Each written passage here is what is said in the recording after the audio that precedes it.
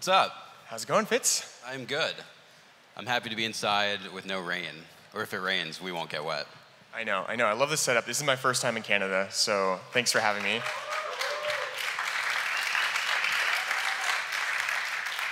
So let's talk about Product Hunt. Who knows what Product Hunt is? Who's had a product on Product Hunt? That's pretty good. Okay, so I want to start, I want to throw it way back to you graduating college and kind of what your step was to founding Product Hunt, step by step. Step by step. So I don't know if we'll have enough time to go. Born. Yeah, I was born in Oregon. And so the reason why this talk is cheesily named, Curiosity Made the Cat is because a lot of my kind of growing up and the way my parents raised me really encouraged entrepreneurship and curiosity. And so going, the short version is, grew up in Oregon. My parents have been entrepreneurs and starting their own companies. They really encouraged me to, run the gumball machines at the video game store that they owned at the time, and sell things in the store that I made, like handmade video game walkthroughs and things like that. And fast forward to high school is really when my first kind of foray into technology came about. I saw a friend build a website, and he made $100,000 as a 14, 15-year-old creating a joke website, and I was like, I think I could do that too. And I didn't know at the time how to build a website, so I got a book from the library or something on HTML, I think DHTML and some CSS, all the basics, and put together a website because I was just very curious to learn about technology and how to build this website. Long story short, I launched this website, which made $70 total after several hours of working on it. And I didn't make $100,000, unfortunately, but I learned a lot, and that curiosity led me to learning more and more about technology and doing more things in technology. So you mentioned your parents kind of encouraging you to do things. I know you're not a parent, I'm definitely not a parent, but there are probably parents in the audience. Do you think that approach of kind of you can't break anything on a computer, play around, figure it out, be curious, that helped you become who you are now? Yeah, I mean, growing up, there was a number of other things that I did out of curiosity, like hacking my Xbox and building my own computer because I wanted to play video games. There was always an incentive to either make money or have fun, but it was all kind of around what would happen if I did this thing. And so fast forward to Product Hunt, the initial inspiration was very simple. I was like, I love technology, I love products, I love apps. I'm always sharing these things with friends, but there was no place on the internet that I found that had a simple list of here's what's new and cool today. So that curiosity of, well, I think I could build an email list pretty simply, and that wouldn't take much time, and I think my friends might like this. So that curiosity led me to starting the email list, which led to the website, which led to where Product Hunt is today. But before you started the email list, you had a pretty good product manager job, right? Mm-hmm. And coming from outside of Silicon Valley, I guess everyone always talks about how do you break into Silicon Valley? How do you get a product manager job? Do you see curiosity playing any kind of role in that? Yeah, so I first real job in technology was actually as an internship in a video game company in Oregon. This was back when I was in college, senior year. That internship led to a full-time role, moved to Portland, Oregon. And I was, at the time, in marketing, actually. My initial role was just a marketing kind of lower-level marketing employee. And I reported to the VP of product, actually, at the time, Tony Yang, and he and I would just jam on different product ideas, and my curiosity to dig into Facebook's API. At the time, we were building a number of different things, but a lot of it was related to Facebook back in the heyday when Facebook gaming, like Farmville, was huge. And I would look at all the API updates on Facebook, and I would suggest to Tony, I'd be like, hey, Tony, here's this new thing that you can do with the API. Maybe we can leverage this, or what do you think about this? And I was sharing this with him and other people on the team because I was super curious to, in many ways, create new experiences, but also try to find exploits that we could take advantage of. And so that, again, I feel like I'm saying curious too many times, but that curiosity led me to ultimately getting a product management job. Tony was like, Ryan, we're actually hiring for a product manager. You seem to find interest in this. And he gave me the opportunity and took a chance on me by doing so. So I hear from a lot of Silicon Valley employees that some of their managers are kind of they don't encourage that. They're like, stay in your lane. I hired you for marketing. Don't tell me what to do with product. And you obviously had a totally different experience, which is kind of how you got that job. I guess how important is that? And now that you're the CEO of a company, is that something you kind of continue to do? Yeah, that's actually a good point because it depends on the culture and the team that you're working with. There's certainly some people who on the extreme end are exactly that, like don't do anything outside of this little box. And then there's others that are do anything as long as it's aligned with the like mission and value of the company. And which are you?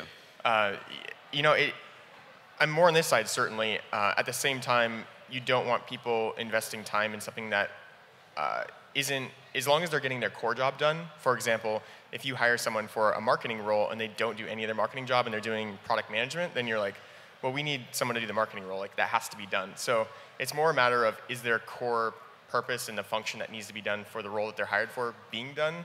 And if so, then great. Then anything above that is icing on the cake. And that can result in exactly what happened to me, some career pivots. It can also just result in more collaboration across the team, different ideas. People with different backgrounds and experiences can come in and actually provide a different lens when they're applying maybe their marketing background to product management in that type of role. Are there any good examples you have of features at Product Hunt that someone outside of product suggested or brought up? Yeah, there's... Or really, really bad ones that they shouldn't have opened their mouth? I mean, there's always bad ideas. I have terrible ideas all the time, you know, and we hear a lot of those terrible ideas either through the community or the team itself, but within those terrible ideas, there are some gems. And sometimes you don't know if that terrible idea is actually a genius idea until you test it out or until you do something. So, I don't know, there's a lot of different things that we've been experimenting with and playing with, and that's part of the culture that we try to instill in Product Hunt is having a sense of curiosity, meaning instead of discounting every single feature or idea as that couldn't work or that's a dumb idea, instead be like, well, what if it did work? And what if we tried this? And trying to distill that feature or that vision into maybe a test and experiment is often what we do. So there's actually something that we're working on right now. We did a simple A/B test of basically like, what happens if we introduce a more formalized review structure, a way for people to say, this is a product that I love or don't love or could be better, and tell the community why. And so instead of building a very in-depth, spending several weeks. And right now it's only upvotes, just so the audience knows. Yes, yes. Product Hunt is very much a curation of what's new and cool today, but we also want to help people find the best product for a certain use case and help people make purchase decisions, download decisions, and so on. And so you know, we instrumented a very simple test which linked to a type form. Instead of building out a full review structure and flow and everything, we just linked out to a type form. And the results from engagement, the first test was, will people actually do this? Will people even click on the button and spend the time to review a product?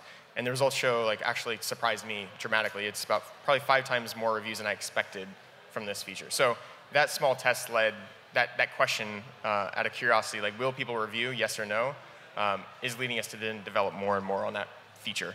Cool. So I know I'm skipping around a bit, but like on the topic of really quickly shipped features, Product Hunt in the beginning, like you said, was an email list, right?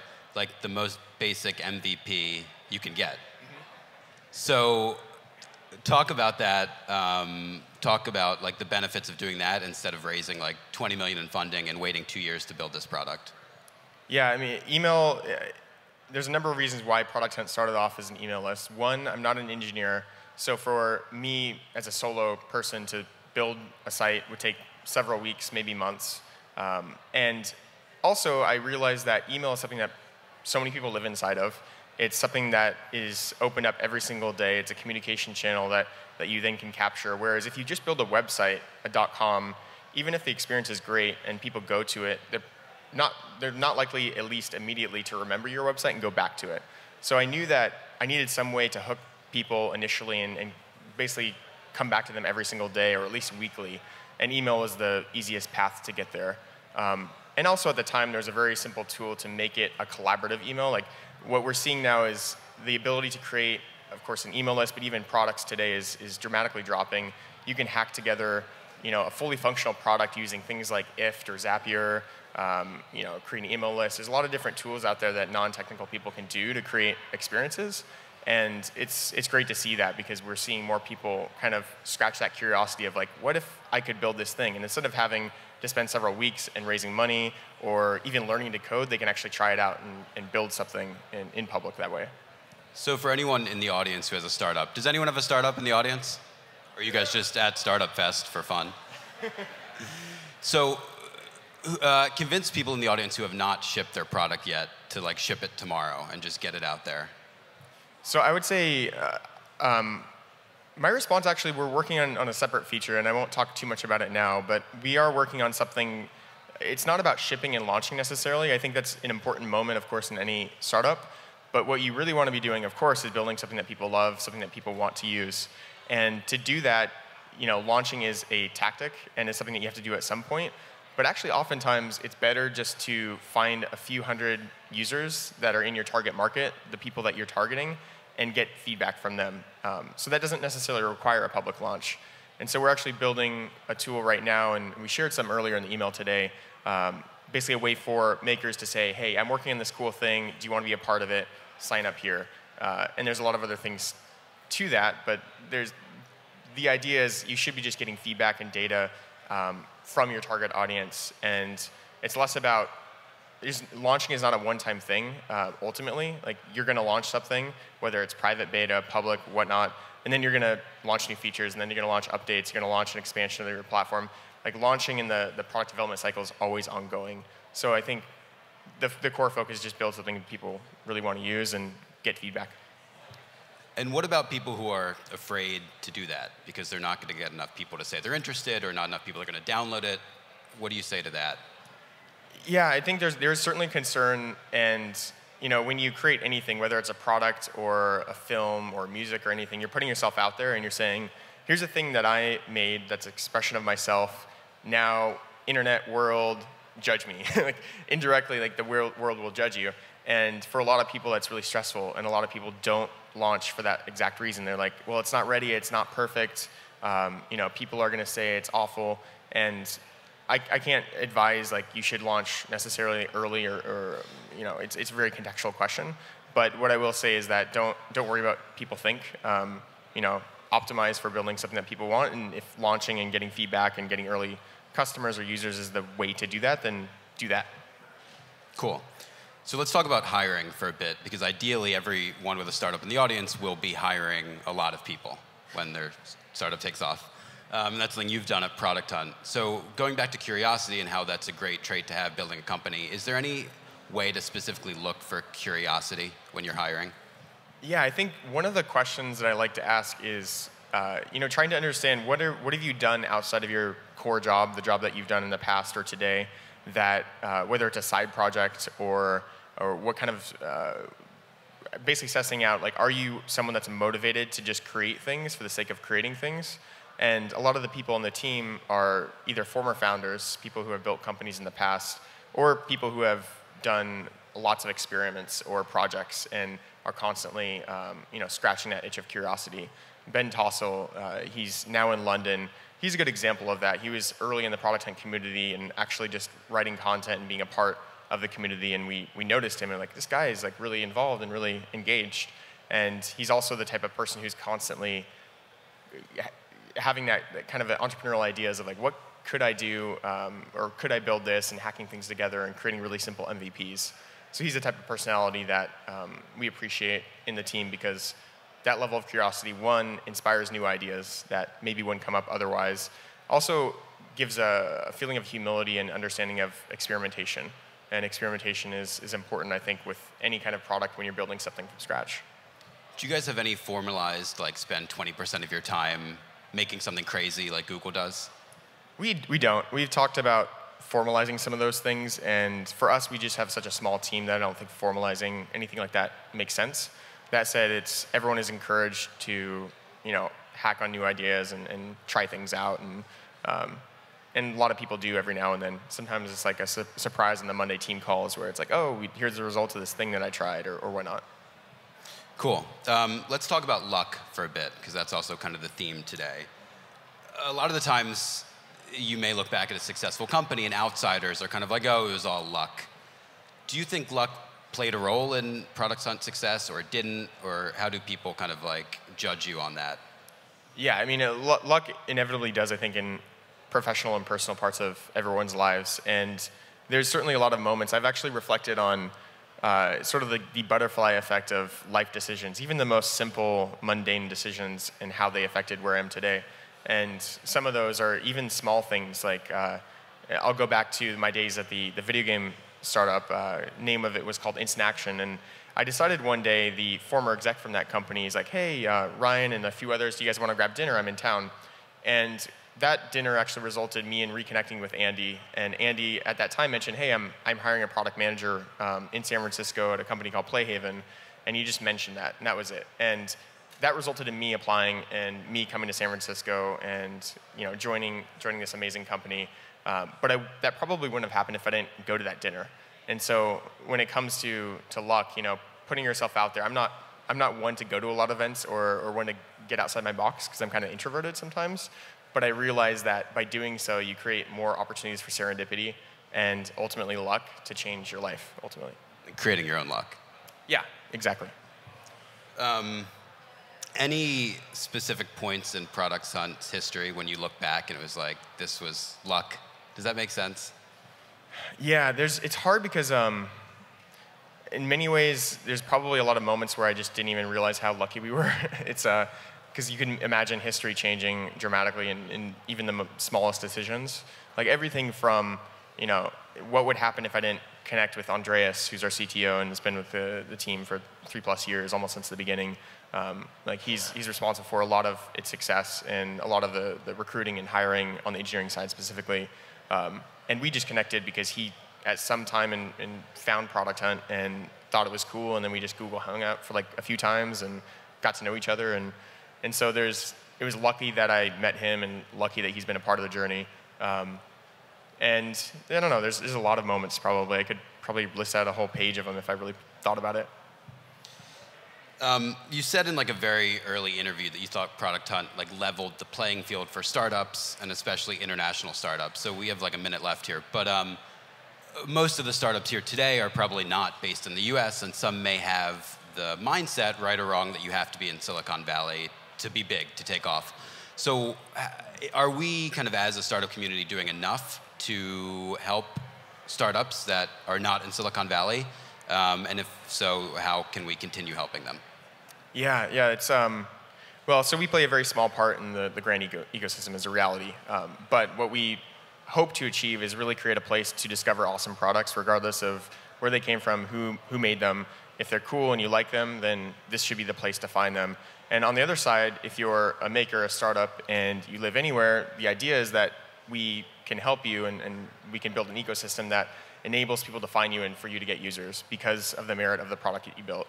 And so that's the ultimate goal. And of course, we see a lot of really cool things coming out of Silicon Valley, but we're also seeing really cool things coming out of Montreal and all other parts of the world, Paris, Berlin. Our community is very global. In fact, over 50% of our audience is actually outside the US. And so and we've had meetups across the world. We've had several in Canada.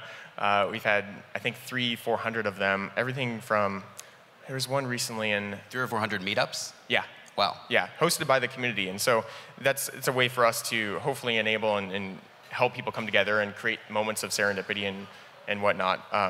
But yeah, when it comes to like your broader question, I think Silicon Valley has created an amazing ecosystem to support one another, and in the sense that you can meet and talk to very talented people who have experience. You have, of course, several investors there, so if your path is to VC funding, it's a lot easier to connect and build relationships with those people if you live in that ecosystem. But we're also seeing, that trend also occur in other bigger cities as well, and startup ecosystems flourish. I'm very curious to see how the landscape and how startups change as we think about distributed and remote teams as well. Our team is 2/3 distributed, so we only have about 6 people in San Francisco and the rest everywhere else. And that's a trend that I think we'll see more and more over time. Cool. So we're out of time, but someone in the audience is going to do a meetup for Product Hunt in Montreal soon, and we'll come back for it. Yes. Sound good? That'd be awesome. Yeah. Thank you, guys.